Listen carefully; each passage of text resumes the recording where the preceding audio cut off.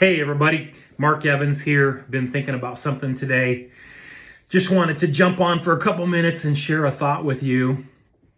I think most people in life, if they really sit back and reflect, I think most people have dreams in their life. Things that they would really like to be able to do, things they would like to be able to accomplish. But we also live in this culture. Tell me if you would agree with this. I think we live in a culture where people dabble a lot. Instead of actually really deciding, we live in a culture of dabblers. I was thinking this morning, I used to play golf pretty competitively. And I think right now, if I wanted to, I could take anybody that's never played golf in their life and go to the driving range, put a golf club in their hands, teach them where to stand, teach them what club to use. And it wouldn't take me very much effort to be able to help that person at least be able to hit the golf ball and move the golf ball forward. But there's a really big difference between being able to do that and actually go and play well. Right? We live in this culture, I think, where people kind of just go give a little bit of effort, because kind of like golf, you kind of make this advancement in your skill, and then you kind of hit this threshold, this barrier where there's resistance, and where you really find out what you're made of is whether you push through the resistance or not. Because on the other side of that resistance is where you actually develop the skill and where you really grow and where you improve. But we live in this culture, I think, where people just dabble a lot. And when it comes to our dreams, when it comes to business, when it comes to goals, it's really challenging to ever see significant life change or to see the fulfillment of our goals and our dreams if all we do is dabble in it, right?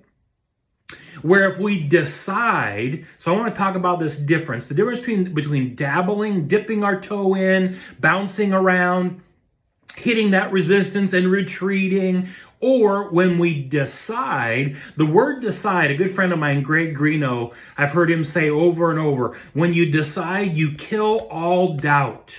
I looked it up this morning. Decide, the word decision is actually a Latin word, and it literally means to cut off.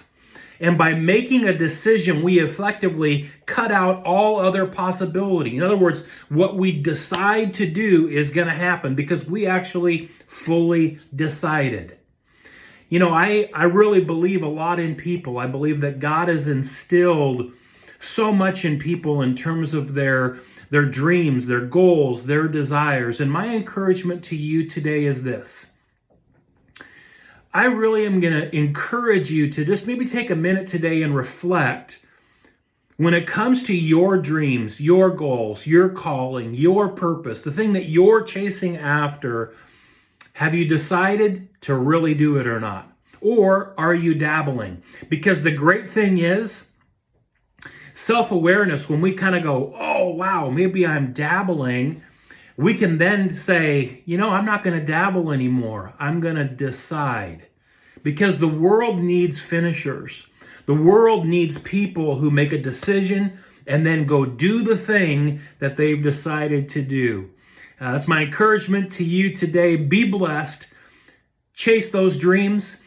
Before I go, let me tell you one fast story about the power of decision.